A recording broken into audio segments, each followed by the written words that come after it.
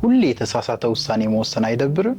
አረ ተመለስ ፓፓ። ዓለማችን ላይ 87% ያክል ሰው በህይወቱ ደስተኛ አይደለም። 2018 አካባቢ የተጠና ጥናት ነው የሚያሳየው ይሄን። 87% ሰው በሚሰራው ስራ ባለው ገቢ ባለው ቤተሰብ ብቻ በሆነ መንገድ ደስተኛ አይደለም። አንተ ከየትኛው ውስጥ ነህ? ከ13% ነኝ ብለህ እንዳታስቀኝ ኢትዮጵያ ውስጥ ሆነ። ለማንኛውም ወደ 13% መምጣት ይቻላል። እንዴት ካልተኝ ውሳኔ። ዛሬ ያለህበት ማንኛውም ውጤትና ቦታ ትናንት የወሰንካቸው ትንንሽ ውሳኔዎች ጥርቅም ነው።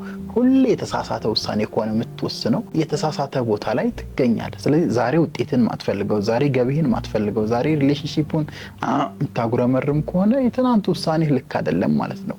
የተሻለ ቦታ ደግሞ ለመገኘት ዳይሬክትሊ ፕሮፖርሽናል የሆነው የተሻለ ውሳኔን መወሰን ነው ፓፓ።